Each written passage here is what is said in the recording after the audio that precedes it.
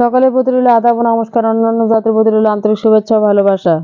আজকে আপনাদের সামনে তুলে ধরেছি, এটি হলো জায়গা জমি থেকে বিরোধ।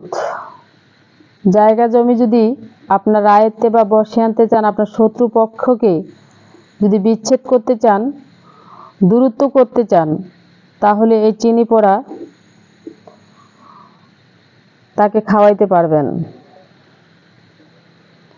এবং পার্সেলের মাধ্যমে দিদি ঠাকুর তাবিজ, কবচ এবং ঔষধ দিয়ে থাকেন।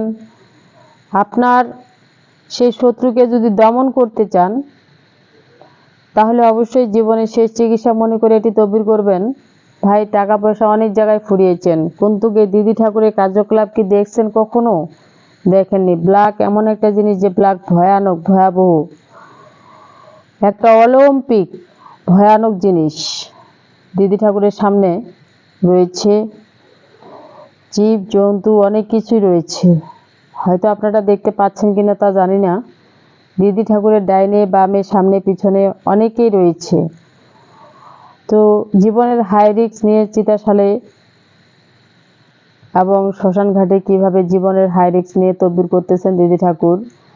দিদি ঠাকুরের কার্যকলাপ যদি আপনাদের কাছে ভালো লাগে, তাহলে জীবনের শেষ চিকিৎসা মনে করে একটি তদবির করবেন। টাকা পয়সা আজকে আছে, কালকে নাই, তবে মানুষের হলো কাজ।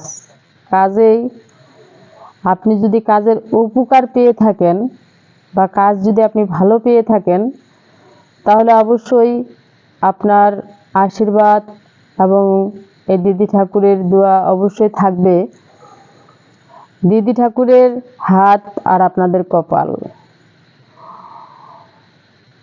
কার উসিলায় কখন কি হবে সেটা বলা যাবে না, সেটা আপনিও বলতে পারবেন না, আমিও বলতে পারবেন না।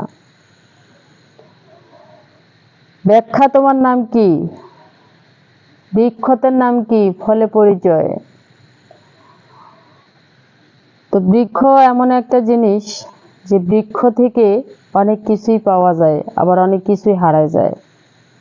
আবেগে, বিবেকে, জ্ঞানে, বুদ্ধিয়ে, গুণবতীয়ে অনেক কিছুই পাওয়া যায়। তো তার ভিতরে দেখা যায় যে কোনো কিছুই নেই।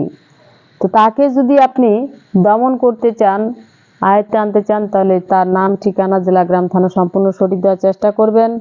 যদি আপনি আমার নতুন হয়ে থাকেন চ্যানেলে, অবশ্যই চ্যানেলটি সাবস্ক্রাইব করবেন, একটি লাইক, কমেন্ট, শেয়ার, সবাই পাশে থাকবেন। সারা বিশ্ববাসীকে দেখার মতো সুযোগ করে দিবেন। ধন্যবাদ সবাইকে।